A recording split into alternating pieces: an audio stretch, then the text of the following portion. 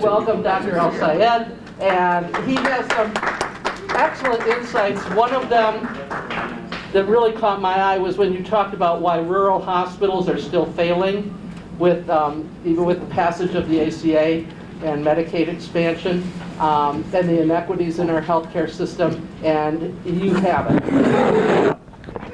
So we've seen this guy multiple times. So we've seen him at Physicians for a National Health Program. We've seen him in other events as well. And one of the things he does really great is just being spontaneous and answering questions. So I'm going to start these questions, but if you got some burning ones toward the end, we'll let him go ahead and continue to ask. And one of the things we're trying to do is learn lessons from people who've been in this battle. And this is a guy who's been on the front lines as well. So there's lots to learn from him. So I'm going to kick it off with just asking you a little bit about yourself, which is, when did you decide that healthcare was going to be your career, and what got you going on that? Double mic, anyway. Get to drop them both. So for me, I first of all, I just want to say thank you so much, especially to the organizers, and for all of you to spend what I know has been a rare and coming Saturday morning and afternoon inside a conference center talking about healthcare. And you know, it really is a testament to your passion for this and the kind of energy that's going to, I know, get us over the hump on this. So thank you so much for being here. Thank you for having me. Excited to come down from Michigan, where it's equally beautiful today for the first time in God knows how long. I think at the beginning of the week we had snow, right? So I was on my way out, and my daughter gave me that look. She's like, "So you're not going to play with me outside today?" I was like, "I'll be back, I swear." So let me just tell you why I became a doctor, why I decided not to train in clinical medicine. All of them come back to the same foundation. So I'm the son of an Egyptian immigrant, two Egyptian immigrants who got divorced when I was very young, and then both remarried. And I was raised by my father and my stepmom, who's a daughter of the American Revolution from a place called St. Louis in Michigan. And so I would sort of travel between the two worlds that I'm a product of every summer. And that would mean that oftentimes before school was even out, I would be on an airplane, usually KLM, stopping through Schiphol to get to Cairo, where I'd spend the next 4 months often with my family there. And my family in Egypt is I don't even just say working class, they were poor. My father, his dad was a vegetable salesman, had an 8th grade education. His mother never got to go to school, she was illiterate.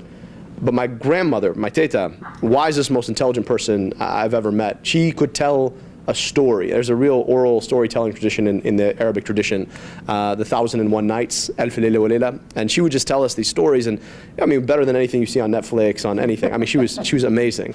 And the kind of intellect that it takes to tell a story like that, I often wonder what she would have become had she grown up in a space that dignified her mind. Her experience with healthcare was that she had 8 children, 2 of whom died before the age of 1. She had a personal infant mortality rate of 25%. And I didn't have the language to articulate it at the time, but in those 15 hours it would take me to get to Alexandria, I would travel about 10 years difference in life expectancy. But here's the crazy thing. I was growing up just outside of Detroit. I could go 15 minutes and cross the same 10-year life expectancy gap. And understanding that was the process of being educated. I wanted to understand that, what created it, what sustained it. And I thought for me that the way I was going to be a part of the solution on that was to become a doctor. And throughout my training, I became a lot more interested with what was happening outside of a clinic or hospital than inside of a clinic or hospital. And so I also did a PhD in epidemiology. I know your last speaker was a social epidemiologist. I'm also a social epidemiologist. And so as I went through my training, I went to finish medical school with the plan of training as a physician. And I had this experience in medical school where I got to take care of a patient whom our healthcare system had tried to do everything it could to exclude. And this was the kind of patient that I'd gotten into medical school to take care of. She was indigent, had fallen, hit her head on the subway in the morning. She was withdrawing from alcohol at the time. I was doing a sub-internship on this small hospital in the northern tip of Manhattan. And I went downstairs to the emergency room. The first question I asked my ER resident was, well, what did the CT show? Because if you hit your head and you're in the ED, you're going to get a head CT. Except for they didn't want to do one with this patient. They said it would be a social admit. So over time, I was able to work with my attending and admit this patient. We took care of her for 2 weeks. We diagnosed her with full-blown AIDS. And one of the things that HIV can do is infest the adrenal glands. And so her whole life had been hypertensive, high blood pressure, and she had low blood pressure. Her blood sugars were out of whack, and she had an actively bleeding pelvic mass. None of these things really got picked up in the emergency room's history and physical. And so she became a referendum on my career in medicine. Took care of her for 2 weeks, and we'd worked through this long discharge plan. We found the only rehab facility that would accept HIV-positive patients. And then we were able to get her situated into housing she had access to because of her HIV status. And on the day of discharge, I remember sitting down with her one last time, walk through the plan one more time, and she said, "You know, Doc, I'm not gonna do that. I'm gonna go home with my daughter." And I said, "I didn't know you had a daughter." She said, "Well, you didn't ask." I said, "Actually, I did ask, but you had more pressing issues at the time." And she said, "Well, I called her and she wants to take care of me." I said, "That's great, but when was the last time you talked to her?" She said, "Well, it's been about a year, or excuse me, 4 years." And I asked, "Well, what happened last time?" She said, "Well, I started drinking." And I said, "Well, what makes you think you're not going to start drinking this time?" She said, "Well, I haven't had a drink in 2 weeks. You all healed me." I was like, "Well, that's not quite how it works." And I really think if you can get to this rehab facility and then get housing so you're not relying on her for housing, it'd be a better option for you, and you can rebuild this relationship from an equal footing. She said, "You're not better than me, don't tell me what to do." I said, "You're right, I'm not." And so she decided to go home with her daughter that day. 2 weeks later, I just finished my residency application, learned a lot from this case, and said, "You know what, I want to be the kind of doctor who takes care of folks like this, and I really think that there's a pathway forward for me." And I'm getting on the subway to go have dinner with a friend at a Turkish restaurant. I'm never going to forget this. I get onto the subway, and I see a body laid out flat on the subway seats. And she turns her face, and it's my patient. And so I went home and I pulled my residency application. And I said, "You know what, I don't think clinical medicine in our system is the space where we can deal with these problems." Because if you think about it, it wasn't just that admission.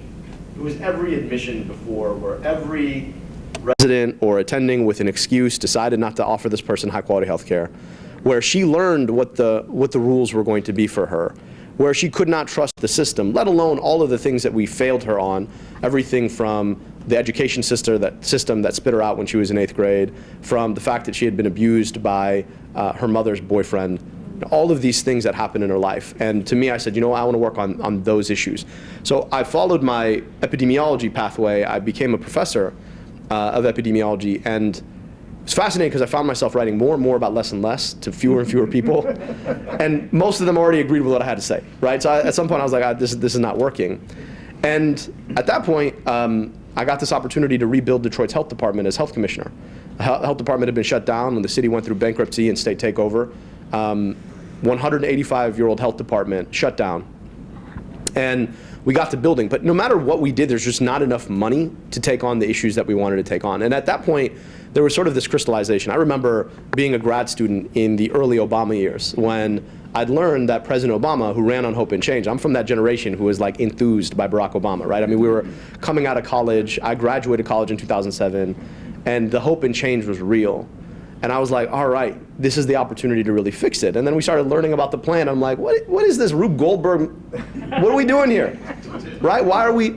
There's an obvious solution. And at that point, I think that's what radicalized me around healthcare. But what really got me invested in the fight for Medicare for All was the recognition as the health director in the city of Detroit, how much money is holed up in our healthcare system that does not go out to solve all of the problems that exist that lead to the ill health in the first place.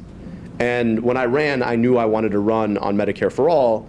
That was, just after the 2016 campaign, Bernie Sanders demonstrated that there was a real energy behind this.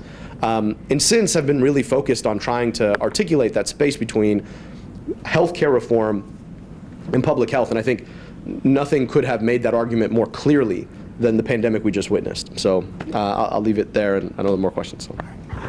So he already answered 2 of my next 3 questions because he went right to them, which was, when did you realize the healthcare system was unjust? Maybe even starting with your grandma, right? 25% infant mortality rate. Or was that your mom? I'm sorry, no, it was your grandma. I'm sorry, yeah. And then, so I'll push you a little bit more on the public health official role. So were there lessons that you learned there that you think, I'm on the Board of Health in Lucas County. So I'm an immediate past president of the board. So I'm interested personally, so I'm going to take priority with the microphone here, to ask you, what the priorities ought to be for a big urban city that's got a significant impoverished population. We're choosing to look at children's issues. That's what we're figuring. It's too late for a lot of us, right? So we're thinking if we can do the right things for the kids, if we can work on infant mortality, maternal mortality, ACEs, adverse childhood experiences, that those are the things that we should go for. But I'm just wondering, in your experience, what you would prioritize if you were back being the health director for Detroit? Yeah, thank you. And first, thank you for your leadership and your work. That is not an easy job, particularly now. One of the first things first, I know I ragged on the ACA. Look, 50% of the people who are insured in the city of Detroit are insured on Medicaid. So the expansion of Medicaid is a really big deal. And I don't want to take anything away from that. And at the same time, right, it's like, I'm gonna make a metaphor here. Maybe it works, maybe it doesn't. Maybe it's just I'm fasting, so I got food on my brain. But like, when you go to put away food, right? My partner Sarah is always like, put it in a Tupperware. And I'm always like, it's fine. I can just put some saran wrap on my plate. It does the job. And she's like, but it doesn't do the job, right? Because the saran wrap comes off, right? And it's not airtight, and it's gonna go bad faster, and you know this. The point that I'm making here is that the expansion of saran wrap to cover our food is a good thing. But one has to ask, why don't we have Tupperware? Right? And so it becomes a very difficult messaging position where you don't want to argue against something that gave people health care. But at some point, you do have to point out to the fact that this is not the optimal solution. Right? In an optimal solution, we would have done things differently from the jump. And so, yes, the ACA was really important for people in the city of Detroit. I'm really glad that happened. And I know that there are hundreds of thousands of lives that are irrevocably better because of it. And at the same time, it could be so much better. Because ask yourself, how many other people in the city are still without the coverage that they need, and how many people are constantly getting kicked off for their Medicaid or choosing to forego earning because they have to worry about whether or not they're going to make too much money to be eligible on Medicaid, and they can't necessarily afford health insurance with what they make. So when I was at the city, we wanted to ask ourselves, what was an operational thesis for our interventions in the city? And the one that we came up with, frankly, motivated. I walked into a department that had $1 million in city funding.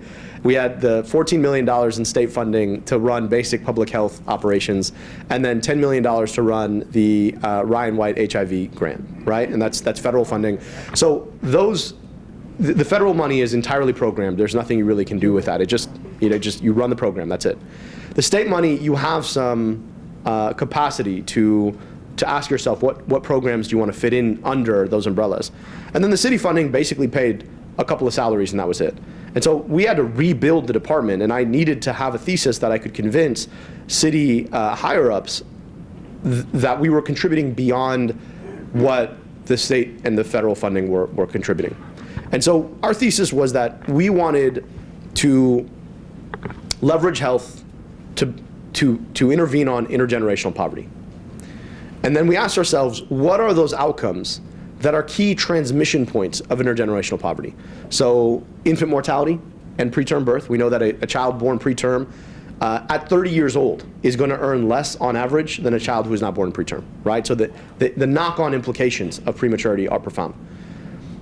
We focused on teen pregnancy. We know that 50% of unwanted teen pregnancies end up in a young woman dropping out of high school.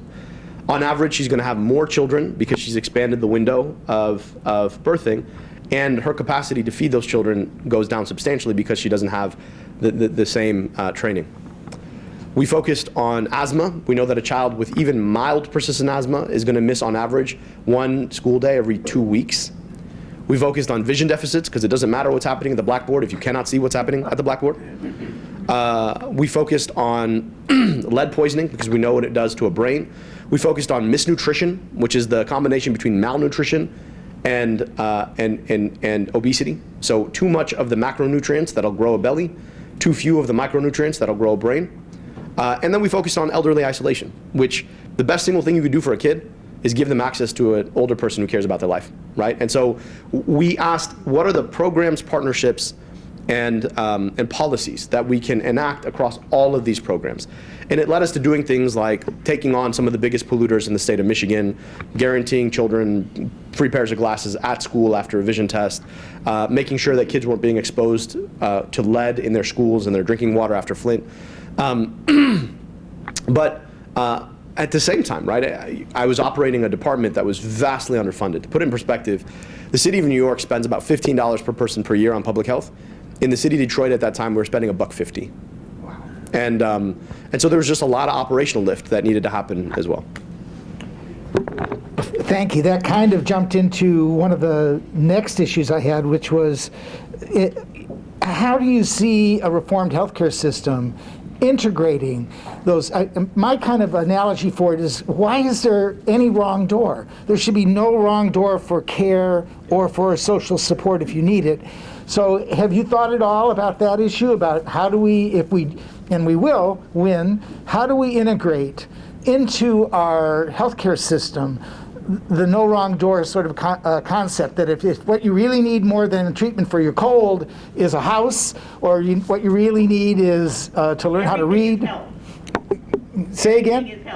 Yeah, good point. Again, public health people like... some ways to exercise, right. You know, food safety, everything is health. You got it.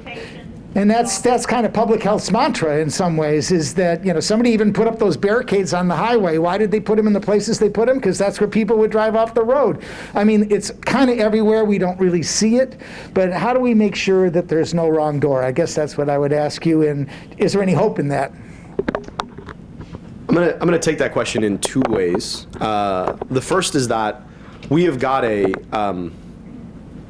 huge political economy problem when it comes to funding generally, because our healthcare system is designed to suck money in, right? That is what it's designed to do. It's designed to suck money in at the insurance level. It's designed to suck money in at the systems level, the healthcare systems level. It's designed to suck money in at the pharmaceutical level. The whole thing is designed to figure out how to make money off of people's illness. That's the whole problem. That is completely counterposed to the goals of public health, which are, how do we make sure that you do not get sick in the first place?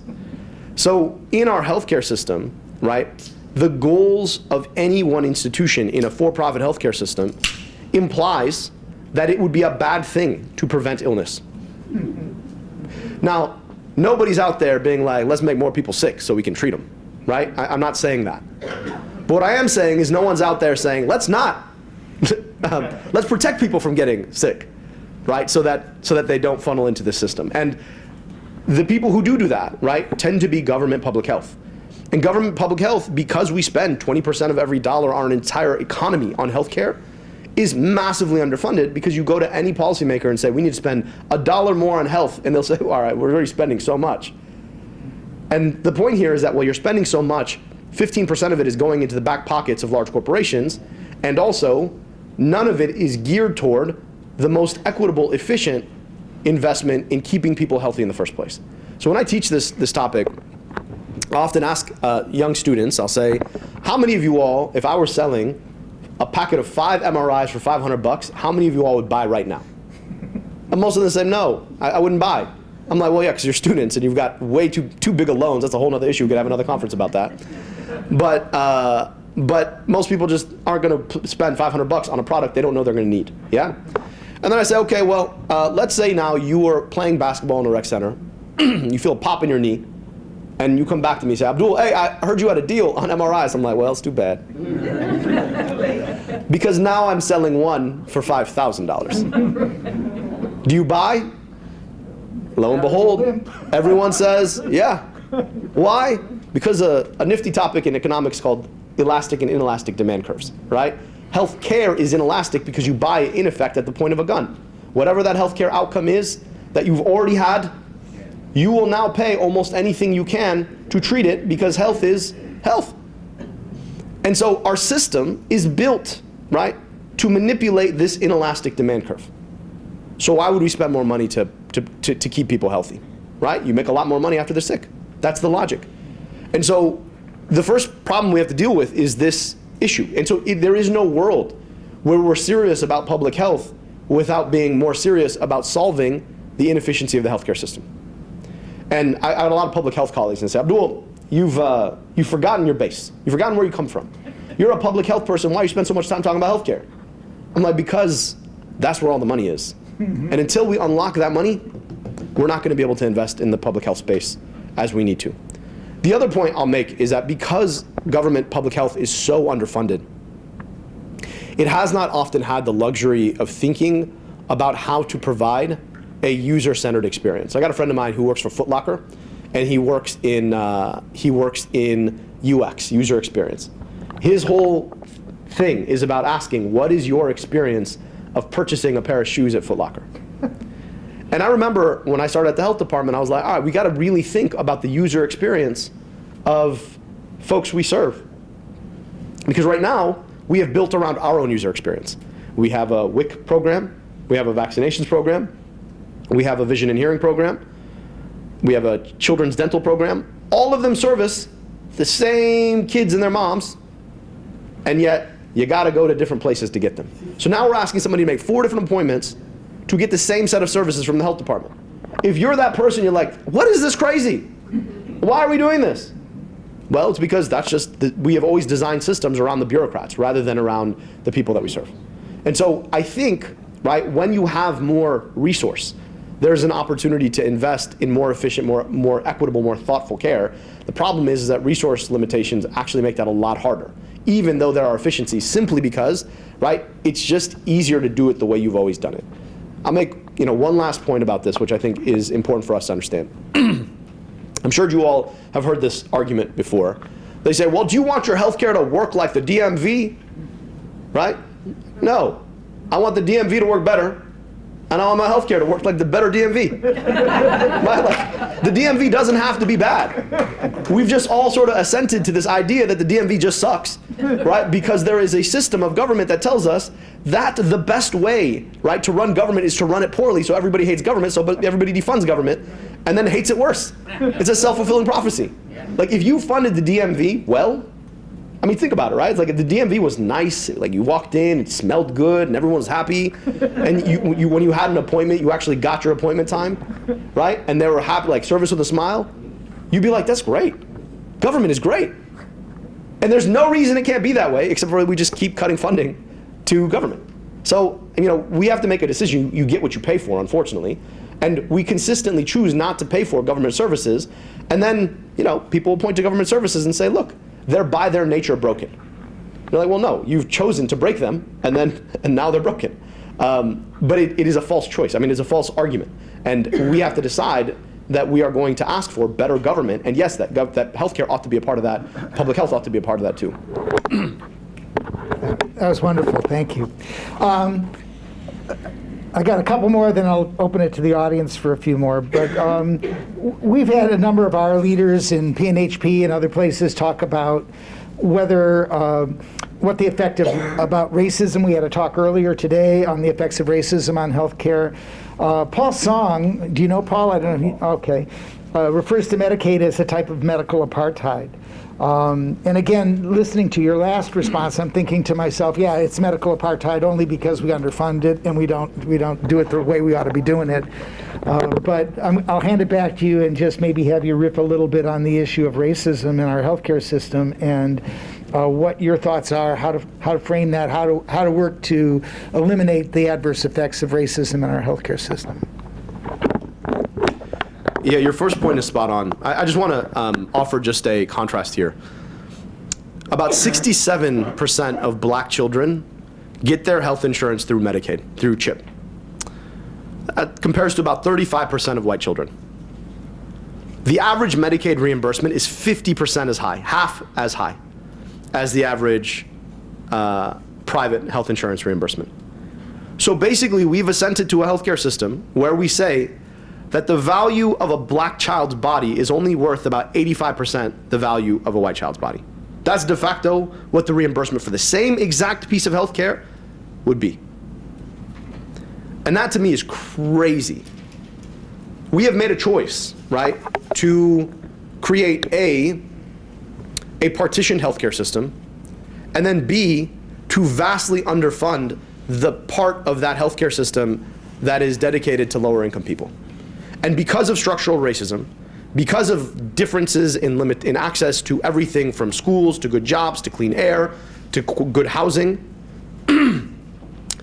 the consequences of that fall hardest and deepest on black folk. And so that's just the structure of it, right? Let alone the experience of being marked in the healthcare system. There's a lot of literature that shows the explicit, right, and implicit discrimination that black folks face when they get into the clinic. But ask yourself what the patterning looks like.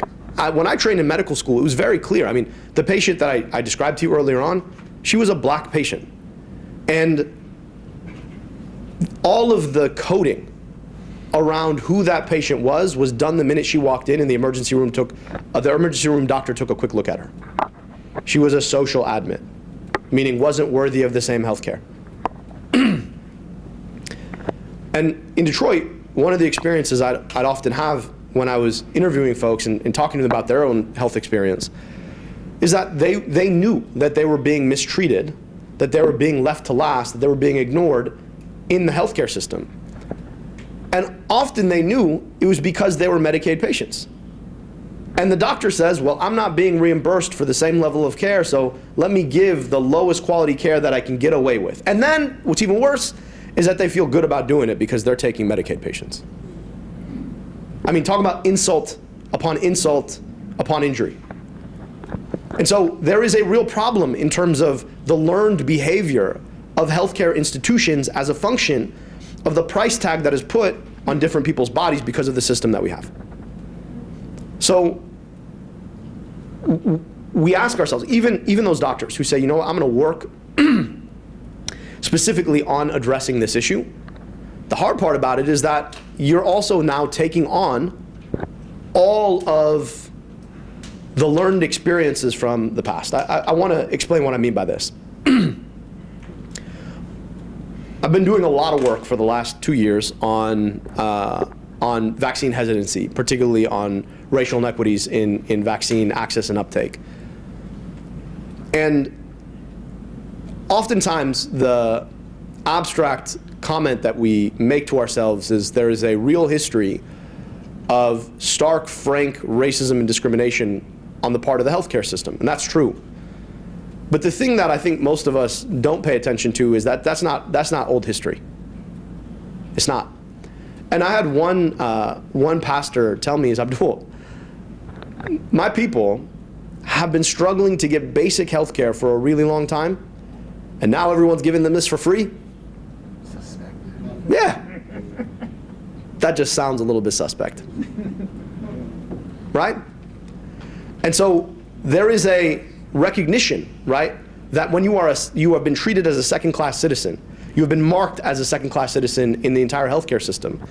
Why would you trust the system? You've always been second-class. And honestly, as someone of privilege who's always had insurance, very gratefully so, the closest thing I can come to is like, anytime a person of authority walks up to me in an airport, I assume the worst. Why? Because it's happened so many times. Even when one time I left my phone at the checkout, somebody started chasing me, and I was like, oh shoot. And he was like, oh, check out, you got your phone. And I was like, oh, that's it? What did you put on my phone? So the point that I'm making is that you learn that this system is not for you. And even when we achieve Medicare for all, there's going to be a lot of trust that needs to be built around knowing that you actually have access to the system, real access, right? That the reimbursement that follows your care is the same as the reimbursement that follows somebody else's. I know I can't think of anything that would make me more uncomfortable than to have no trust in the person who I was asking for advice that was going to affect, my health, my family's health, could be if I was still working, my income. So I think that's one of the things that I really zoomed in on as president of the health department is how much trust we have lost. And a lot of that trust is because the political system isn't working for ordinary people and because the healthcare system's not working for ordinary people. So I really am resonating on that response. Now, you also ran for governor. And so you not only have this public health down in the weeds sort of experience with this, but you decided that you were going to run for office. And I'm wondering how that affected your thoughts and actions around the politics, that experience around the politics of health reform or progressive reform, social reform in general. So take us up to the political level a little here and tell us the things that we need to know when we're interacting with the political level ourselves, trying to get our Healthcare for All Ohioans bill passed. I just want to piggyback off the last point. Imagine walking into a doctor's office, being treated visibly worse than the people who you see around you, and then being told that you're being done a favor. Like, that's the experience of being a Medicaid patient. You get treated worse, you get treated last, you have to wait for months until one of those Medicaid slots opens up, and then you're told that you ought to feel thankful that you got some health care. I mean, it's just morally profoundly broken. When it comes to the politics,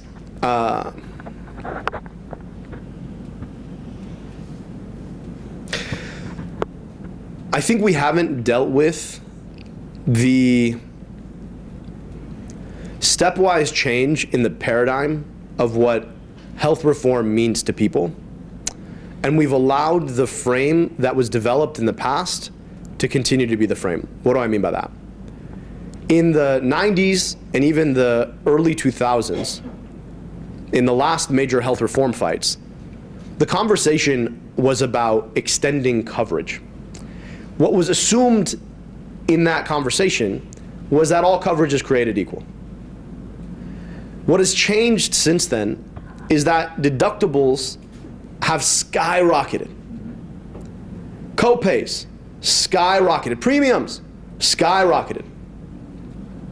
So in the past, the conversation was, how do you provide health care for poor people? Which, to be honest, to me, is an important enough question that all of us should care about it.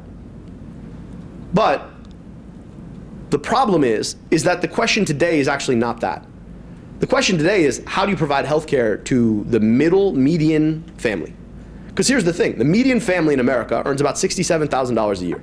The median deductible in America is $3,600 and about $55. The Kaiser Family Foundation, which is a nonprofit focused specifically on the nature of our healthcare system, they calculate this thing called, it's a tongue-in-cheek thing called Deductible Relief Day. You ever heard about this? It's the day on which every year on the calendar, the average family has paid their deductible. You know what Deductible Relief Day is? November, maybe. It's in June. It's mid-June. So for half the year, even if you're insured, you're not functionally insured. You still have to pay. Now here's the crazy thing. What is the operative term in the word insurance? Sure. You are sure it's going to be there for you. But in our current system, right, you can be sure as hell it's not going to be there for you for 6 months out of the year. I mean, it's a crazy thing. Every time I try and describe a deductible to students, they don't understand. I'm like, it'd be like you sign up for Netflix, and then you go to watch the movie you want to watch on Netflix, and they're like, that'll be $19.99. Like, what the hell do I pay my monthly Netflix for? June, you get to watch. Yeah, exactly. By June, you'll have paid enough into Netflix, then you can watch a movie. Right? And and the crazy thing, it'd be like, it's November. And so you're like, I gotta watch all the movies I can possibly watch. Patience. That's what they do. Why? Because You gotta see me before January 1st. You got to. because otherwise they're paying out of pocket even though they're insured. So the conversation about insurance has shifted, and we haven't shifted with it. That's a big mistake that we've made. The problem is is that these insurance companies, right, the Partnership for America's Healthcare Future, the entire healthcare industry, recognizes that so long as they play to fear and an old understanding of what insurance was, they can still win the debate. Because here's the problem. So before I wrote the book on Medicare for All, I wrote a book called Healing Politics. And this was right before the pandemic. And I tried to diagnose this idea of an epidemic of insecurity. And the problem with being insecure about something is that by nature, we all fear loss more than we want gain, right? Don't take what I have away from me. And the experience in post-Reagan America is just watching all of these public goods get pulled out from underneath you. So the minute anybody, right, even if they are speaking in good faith, say we're going to fix the system for you, you're like, oh no, what are they going to take away now? And so we have to reframe the conversation from being about how do you provide health insurance for the lowest income people in our society to being able to say, how do we provide American middle class people stable health insurance that they know will be there for them, because it's not working right now. And I think we've got to get a lot better about that understanding. The other piece that I think is really important is that we've got to be really smart about the nature of framing and the nature of verbiage. And what I mean by that is that Medicare for All is a really nifty way of explaining single-payer healthcare. Single-payer healthcare is not a nifty way of explaining anything. Nobody understands what single-payer, like, I remember saying the word single-payer one time and somebody was like, so if I get married, I lose it? I'm like, no. Had nothing to do with your being single. The other one that really gets my goat is when people say intersectional. Like, it was like, this has nothing to do with an intersection. No. So we've got to get smart about how we message. Medicare for All was a real breakthrough. The problem, right, is that once you create a slogan or a term, there is a race to define that term. And the question is, what are the forces defining it for good, and what are the forces defining it in bad faith? And once the bad faith definition outweighs the good faith definition, you got to find a new term. And I think what has happened, right, the two Bernie Sanders campaigns, the way that they were able to move the conversation about Medicare for All is immense. And I think they did a great job defining it. I think since, right, there has been a really, really hard push to define it as communism in healthcare form, right? And so at some point we should be like, okay. So somebody asked me, it's like, if you were to run again, what would you run on? I said, well, of course, Medicare for All, but also, I actually wouldn't say the words Medicare for All. People are like, hey, what? I'm like, well, no, I would run on universal national health insurance. That's what it is. And so we've got to be smart about how we talk about it, and we've got to do the work of educating people what it means. Now, here's the other thing. Healthcare is exceedingly complex. And one of the tools that people who don't want to take away your healthcare necessarily, but don't want to give you the full Tupperware, one of the tools that they use is to say there are multiple pathways to universal coverage, which brings me back to the main point. It's not about coverage anymore, because not all coverage is created the same, right? My saran wrap provides coverage. That's what I keep trying to tell my wife. She's like, no, nope. How many pieces of rice are not covered? I was like, well, if we had enough saran wrap, if I had 4 different pieces of saran wrap, I could cover all the rice. Yeah, if you had Tupperware, you'd cover all the rice. So my point is that we got to stop getting sucked back into this, and remember that the debate about healthcare is bigger than the debate about coverage. Universal coverage should be the bottom. That's the floor. Then the question becomes, well, how do we control the power of major corporations around mergers and acquisitions? How do we make sure that the cost of healthcare doesn't continue to keep rising? How do we make sure that we are not in a system where there are cracks and too many people fall through, right? So we've got to move the conversation away from the debate about coverage and move the conversation toward the debate about broken healthcare for middle-class Americans, right? And look, it kills my soul that it's not enough in our country to talk about healthcare for low-income folks. A friend of mine, though, told me one thing. It was brilliant. So when I was in England, I was on this international scholarship. And one of my housemates, he lived in the room across, was a South African gentleman who went to Harvard. He said, Abdul, you know what the problem with your country is? I'm like, there are no problems with my country. I said, what's the problem with my country? He said, you live in a country where everyone thinks they're a future millionaire. And he's like, what that means is that nobody self-identifies. You live in a country where everyone thinks they're a future millionaire. And so nobody ever will say we should do something for poor folks, because nobody identifies as poor. And it was a really important point. And there is an important self-regard that we have to appreciate there. People don't say, well, you're doing something for me, when we say we're going to solve problems for low-income people.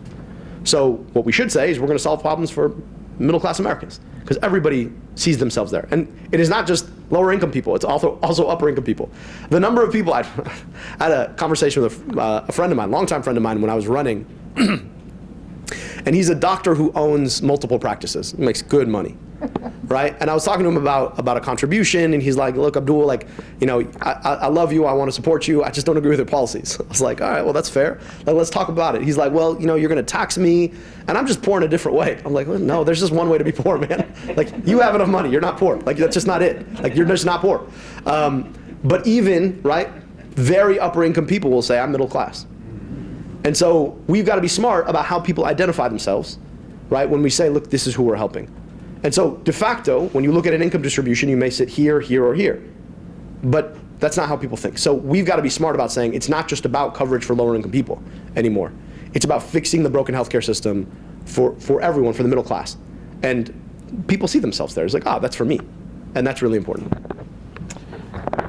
Thank you. That was really enlightening. We know there, I mean, I'm going to specify, these are not the healthcare types. But we know that there are a lot of corporate execs and a lot of wealthy people who have traveled the planet. They've been over in Europe. They know the healthcare systems over there work. You know, they're not in denial about it. And yet we don't seem to be able to get them to come around to help us. One of the things that when we were forming PNHP, we recognized that if we could at least divide the physician community and go from having a block that's against us for, I won't say Medicare, for an improved healthcare system for the middle class, if I'm going to change the frame. You know, anyway, how do we get those people who know better to step up? Do you have a feeling about that? I wondered whether your political work brought you in contact with them, and you know, because this happened to me, and probably happened to other advocates in here, where somebody will take you aside and say, I really agree with you, but you know, I can't say it out loud. So how do we get them to actually say that the emperor has no clothes here? You know, that's kind of what my question is. I mean, to be fair, you guys, all of the advocacy from PNHP, from folks like you, it's working. I mean, the middle physician, interestingly, supports single-payer healthcare as of 2018. It's moving, it's changing. Physicians in places of power, right, administrative physicians do not. But it's very hard to convince somebody of something that will imply that they will make less money. So at some point, the question becomes, how do we organize the organizable? And that's happening. The other issue here is when you talk to physicians in particular, and I'll focus on this group because I actually think physicians are the single most, their voice is probably the single most powerful voice in healthcare. People still think of their doctor when they think of their healthcare system. And what's happened is that as of 2018, not only does the median physician support single payer, the median physician also no longer works for another physician. So what's happening? Well, you have insurance companies that can, insurance companies and large health systems that can negotiate way better rates than a single practice could ever. So practices are getting bought up, whether by private equity or health systems. And doctors are becoming, you know, they're becoming glorified line workers.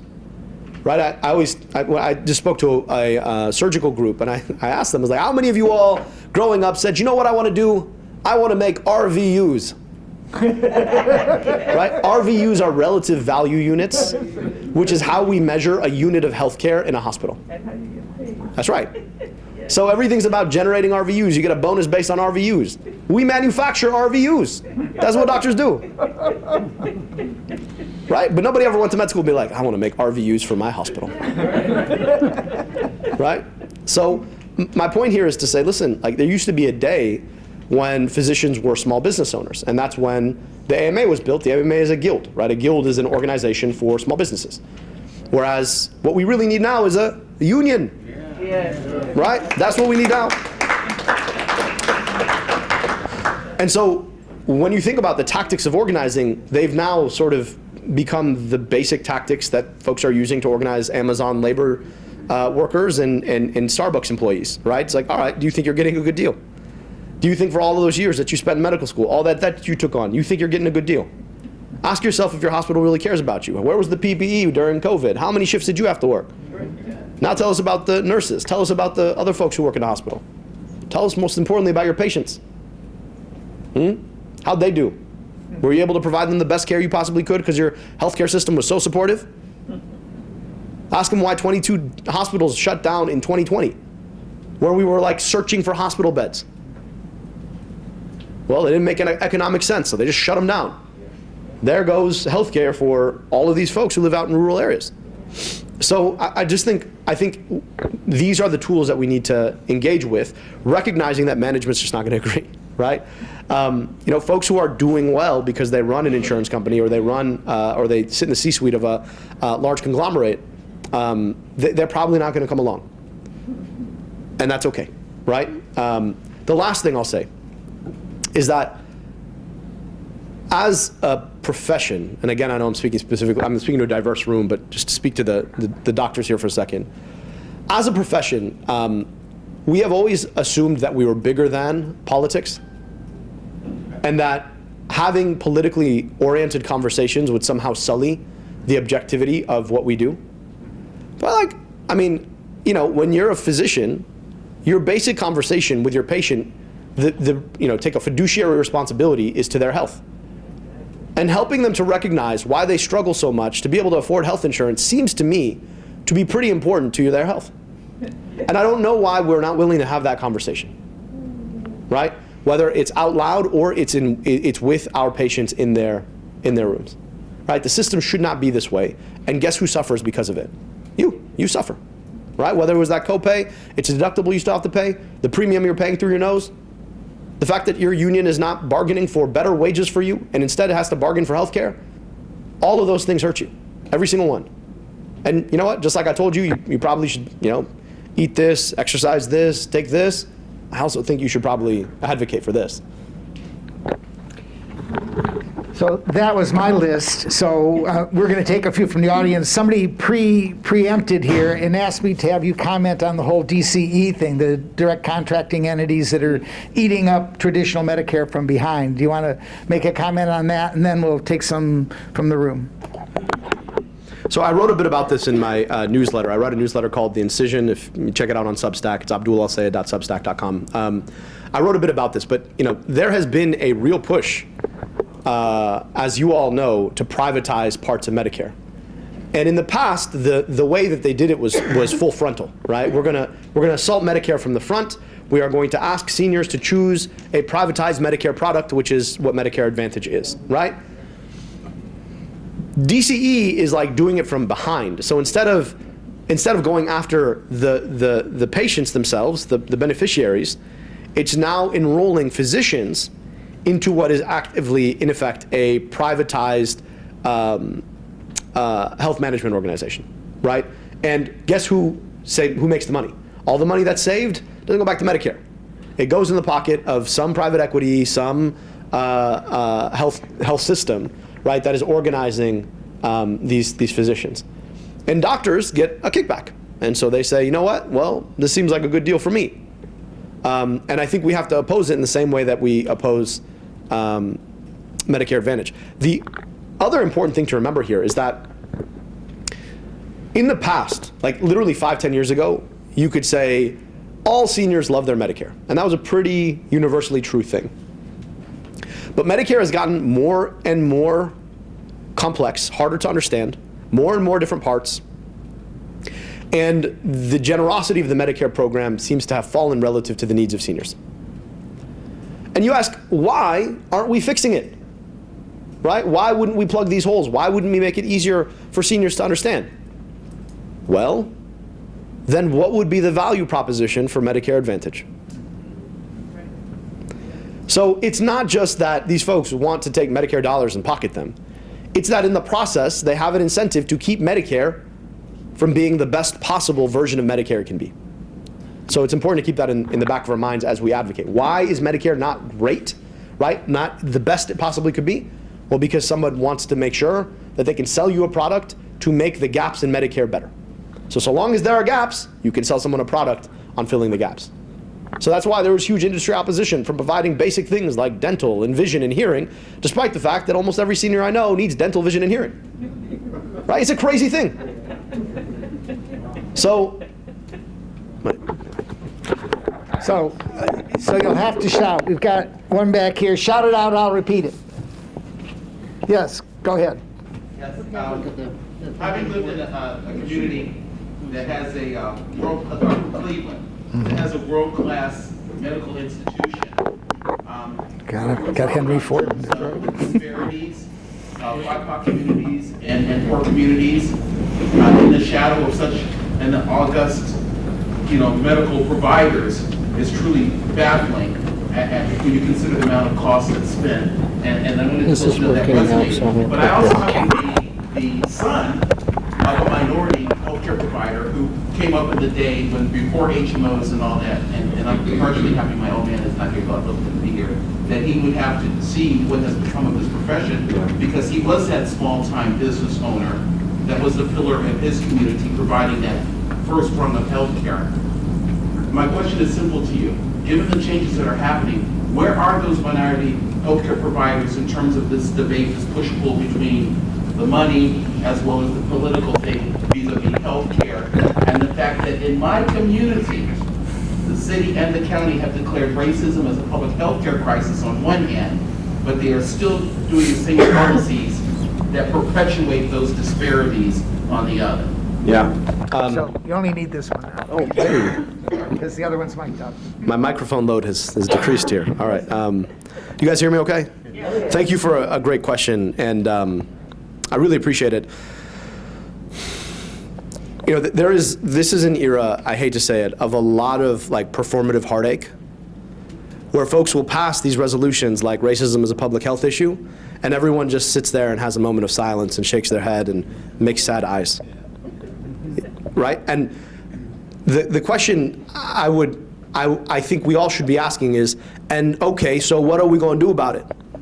Right? Declaring it a public health issue is great. That's important. It's a good, important step. But it has been a public health issue. Now, what are you doing to fix the issue? I mean, you could imagine a public official going to a pothole, right, which I know are less of a problem for you, but also a problem for you, and be like, potholes are a serious traffic issue. And everyone be like, that's terrible. Yeah, thank you for saying that.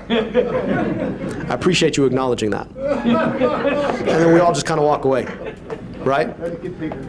So the point that I'm making is that, okay, and then what? What are we going to do about it? How are you fixing it? Right? And so, oftentimes when I say this, people are like, well, you're pushing against progress. I'm like, no, I just don't want us to be tricked into thinking that words are progress. Words are words that should be followed by actions. And if they're not followed by actions, all you're doing is trying to mollify me. To your second point, these large academic medical centers, they do great work. They are the best of a broken healthcare system. And yet you have large academic medical centers that still employ lobbyists not to have to pay taxes into the local community, that still sue patients who they know are indigent and cannot pay, and who still choose not to employ a workforce that looks like the people that they serve. At a living wage. At a living wage, right? And so, yeah, we have to be willing to hold them accountable. And that's the hard part, is that all of us, this conversation, the folks who are opponents of true deep change tend to be willing to point to the saran wrap and say, isn't that good enough? Right? And our answer should be no, it's not good enough. And yet they'll say, well, do you want that to be taken away? Those folks want to take away your saran wrap. Don't say anything wrong, otherwise they're going to take your saran wrap. It's like, well, I'm sorry, but I'm just not going to say that saran wrap is the best solution to this problem, right?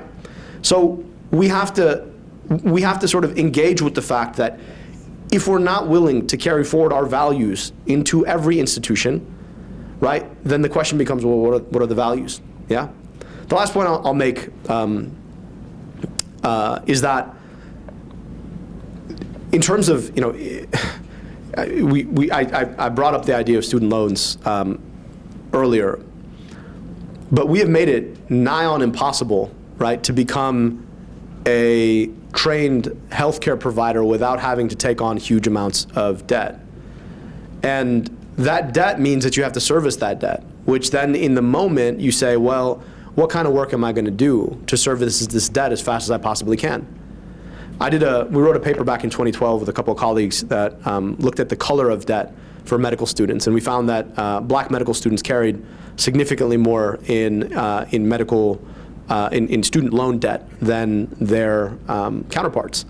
And so when you're being forced to take on more debt, right, and then being asked to service a lower income community in a world where being lower income means that the reimbursements paid for healthcare on your body is lower, then we're hitting you twice over, right?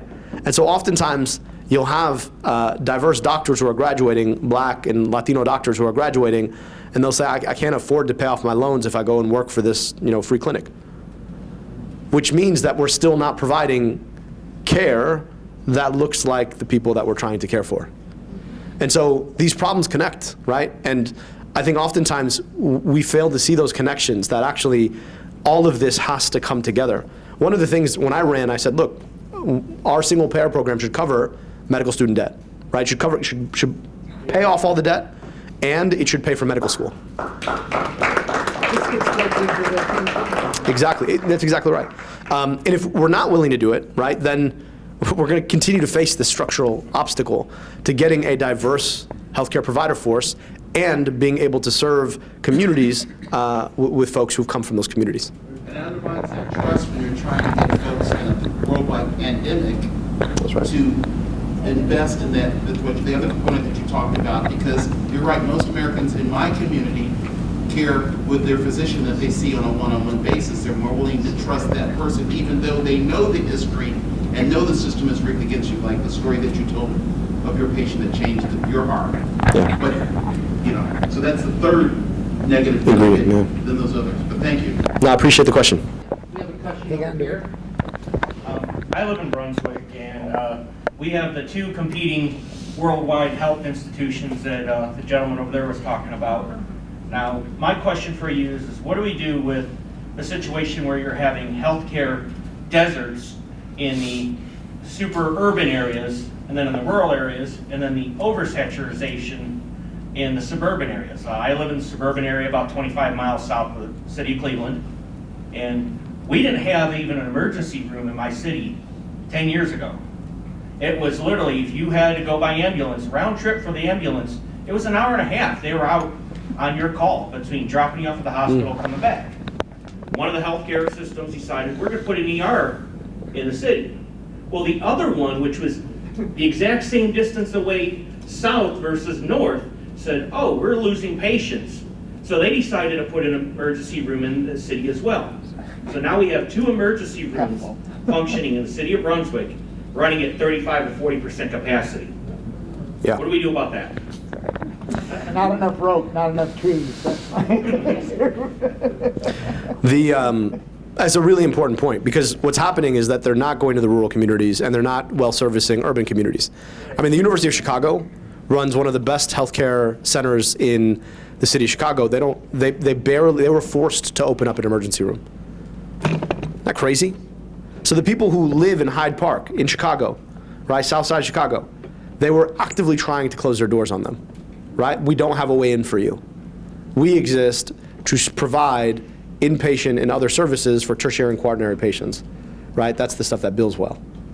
And all of this goes back to the fact that our healthcare system doesn't see lives as equivalent, right? Our healthcare system wants to provide you healthcare if you have high quality private insurance. It doesn't want to provide you healthcare, certainly if you're uninsured, or even if you're on Medicaid, right? So you're seeing hospitals compete over lives, right? But specifically those folks who have high quality health insurance, not everyone else. And so you're right, you're hollowing out lower income rural communities or lower income urban communities, and then you're over servicing suburban communities because they see this as a competition over what system people are going to go to. Here's the crazy thing, where it's going to get even more intense. Consolidation in the healthcare system is, I think, one of the biggest problems that we face, and the consequences of it we're only going to start seeing over the next 5 to 10 years. Are you guys familiar with the University of Pittsburgh Medical Center in Pennsylvania? So they basically have figured out how to consolidate themselves so that they're really the only provider in town. And there were 2 major health insurers that employers could choose from in that area. And I think the UPMC either had one or they bought one, and then they started to exclude the other, which meant that basically they had become a monopoly both for the provision of healthcare and for health insurance. So if you were insured, you still couldn't really go to that hospital, even though they were the only hospital in town. So this system of mergers and acquisitions that you're talking about is going to get real scary real fast when health providers start to take over health payers, right? When when healthcare systems start to buy or create their own insurance product and then start to gatekeep against the other one. And we're on our way there. It's already happening. Hi. First of all, we have that in Ohio, in Columbus as well, Carmel. But so I have some comments about ACA. First of all, and part of the difficulty here is state versus federal, because we're a federalist government, which means that the federal government has to hand it back to the states to make discovery and discussion on Medicare and Medicaid, and that's not Medicare as much as Medicaid. And that was the difficulty in the ACA, because they had to toss it back to the states to make the decision on whether or not they were going to have Medicaid on ACA. And so, in all fairness to the ACA, they tried. But then there were a lot of states who said, no, we can't, we're not going to increase our Medicaid. And not only that, but we're not even going to participate in the ACA Medicaid program. And that created a whole bunch of problems for a lot of people. So I'm a big ACA lover because I had no insurance. I couldn't get insurance because I was type 1 diabetic. And so I went for months without any health care and without being able to pay for my Medicare, or Medicaid, excuse me, without being able to pay for my insulin or insulin products. And as a result of that, I almost had almost had debt on this. In fact, I just testified at Senator Brown's healthcare debt hearing that he just had. It's horrendous, absolutely horrendous. So I just wanted to make sure we cleared that up. I'm a big supporter of ACA. Now, granted, it's not the best we can have. It was the only thing we had. And so I'm a big proponent of it right now. Now, mind you, it can get better with healthcare for all.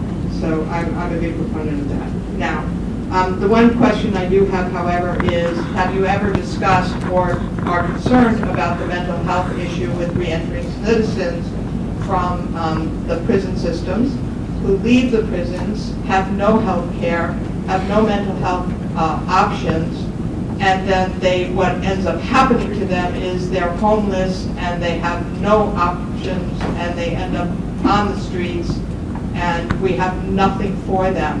And I'm concerned that our medical system has no recourse for them. I really appreciate the question, and thank you for sharing your story and your advocacy. The challenge I often have is that policy is an exercise in contrasts. So what are we comparing to? Is the ACA better than pre-ACA? Absolutely, right? The coverage for pre-existing conditions alone would have been enough.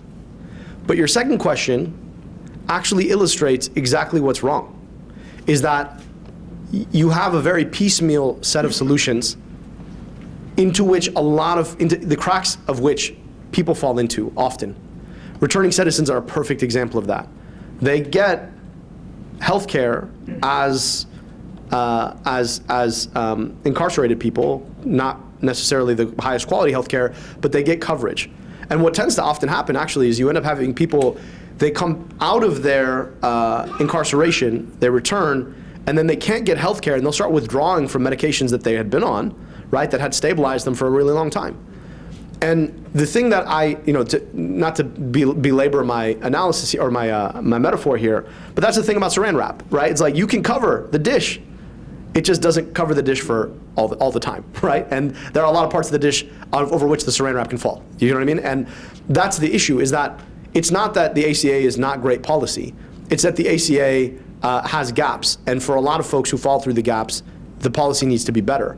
And what frustrates me often is that opponents of Medicare for all, single payer, whatever you want to call it, will point and say, well, we already have the ACA, so, and I'll say, yeah, but this whole goal was about getting better. This is not, nobody wants to repeal the ACA. That's, nobody in this room wants that, right? Nobody who supports Medicare for all should want that.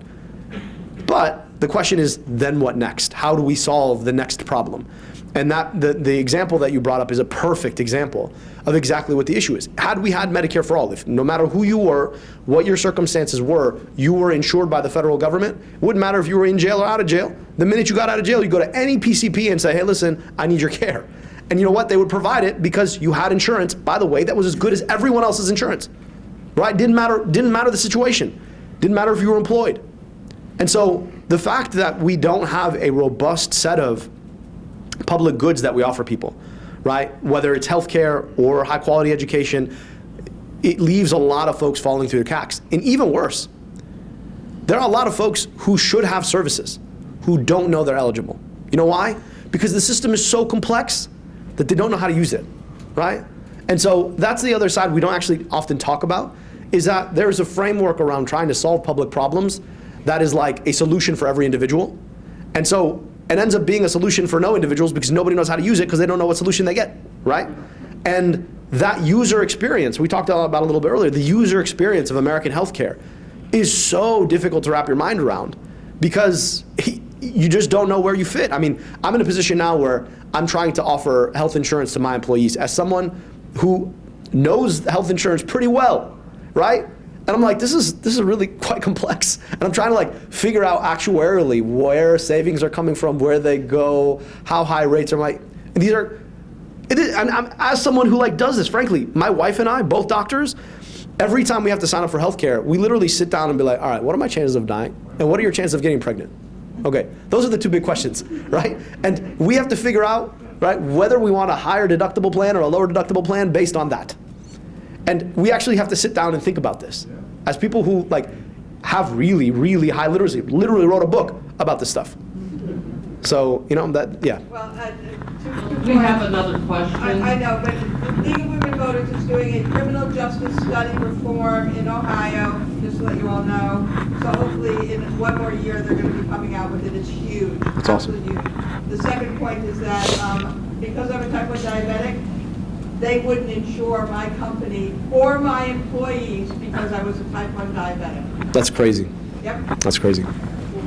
Yeah, my question is about sort of perceptions, I guess. My son went through public health undergraduate at Ohio State University. When he came home, he was talking about things called social determinants of health, as though that explained everything about why people get sick. Could you address sort of that attitude that social determinants of health are the reasons why these people, fall ill or whatever? I understand that, but again, it's like your question, well, what do we do about it now, right? But even at the highest levels, in the pandemic response, the president's justified his massive public spending, right, on the virus because these people fell ill through no fault of their own. Well, I want to know how people fall ill through their own fault, right? I mean, I got cancer not because I did something wrong, it's because cancer is, right? Yeah. So address that. No, it's a really, really good point. You mentioned Ohio State, which, requisite. I came from Ann Arbor, I have to boo. So, requisite boo. Now that I've gotten that out of the way. So, the idea of the social determinants of health is the idea that if you want to understand differential probabilities of illness, you have to look not at biological factors, but you have to look at social factors, the air that people drink, the jobs that they get to work, the schools that they get to go to, whether or not they have access to healthcare. These are the social determinants. I personally think that the words social determinants of health are not useful because most people don't know what they mean. So when like they're sort of used as this catch-all term, and you'll have a conversation with people like, well, the social determinants. I'm like, yes, well, the air. See if you stop the conversation. Yeah, I'm like, yeah, okay, fine. And then what, right? Exactly your point. What are we doing to take on the social determinants? Are we fixing housing? Are we taking on air quality? Are we making sure that people have access to clean water? Are we fixing the healthcare system? And so, yes, doing these things is fundamentally critical to achieving a more equitable healthcare system. The hard part, or I mean, okay, equitable world, but the healthcare system is a big, is in part one of the biggest barriers to being able to actually make those investments. And it itself, right, the nature of our for-profit public healthcare system becomes itself a social determinant of health. The last point I'll make, right, to the absurdity of saying no fault of their own about any illness, yes, people get sick. Like, this happens to bodies. Some people are more likely to get sick than other people because of the social determinants of health. But no matter who you are, right, you should be able to get health care if you get sick. It's a pretty simple thing. It's like a really simple idea. So, you know, in Michigan, we have this crazy auto insurance system. Who are the Michiganders in the room? Anybody? Okay. Close enough. Okay. So auto insurance in Michigan is like 20% higher than the rest of the country. You know why? Because, well, the story is actually really fascinating. Anything that has to do with the auto industry in Michigan, right, is weird because that's where the auto lobbies were the most powerful. So they wanted to make Michigan the single best place to drive a car, right? So one of the things that they did was require auto insurance in the 70s to carry what's the I? It's PIP. Personal injury, thank you. Personal injury protection. I'm fasting today, so I start losing words, forgive me. Personal injury protection, yeah? But it covers 100% of anything that happens to you in an auto accident. It is the best health insurance you could buy, but only if you get hurt in an auto accident.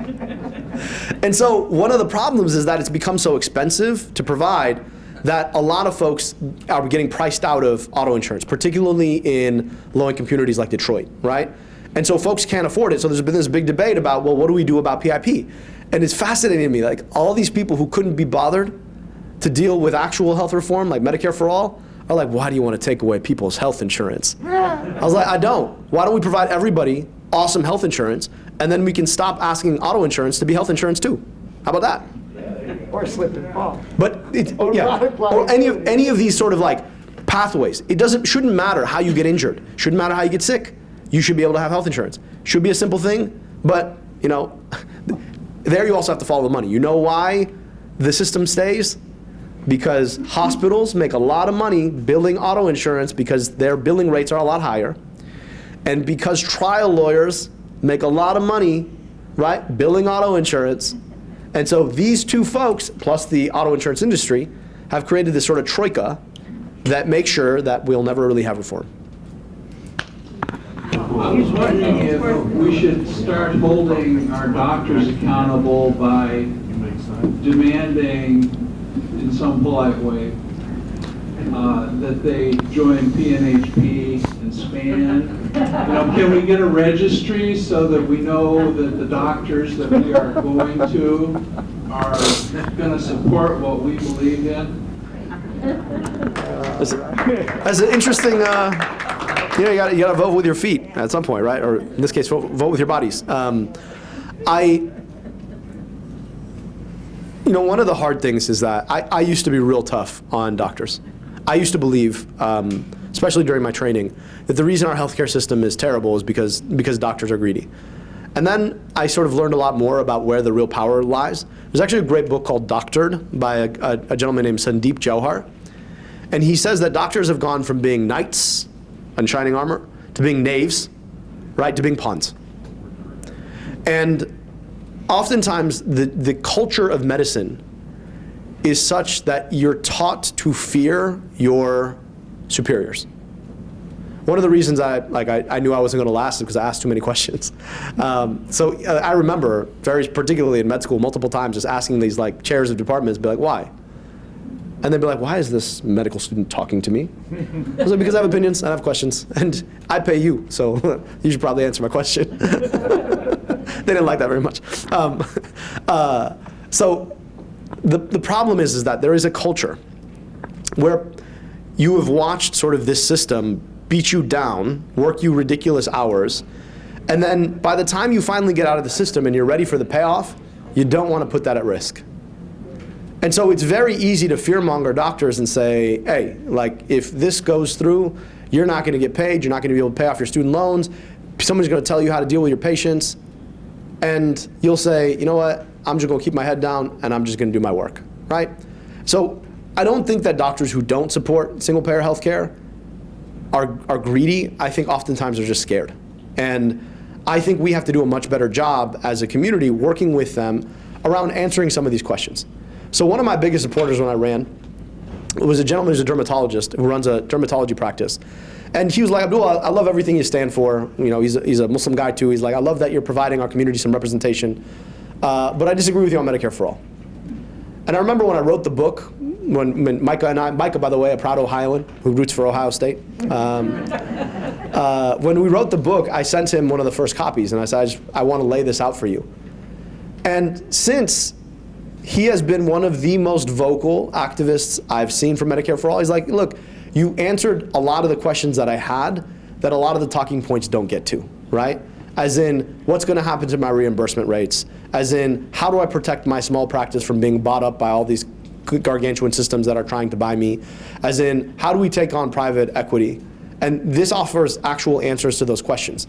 And so I think we just need to be real patient with the physician community.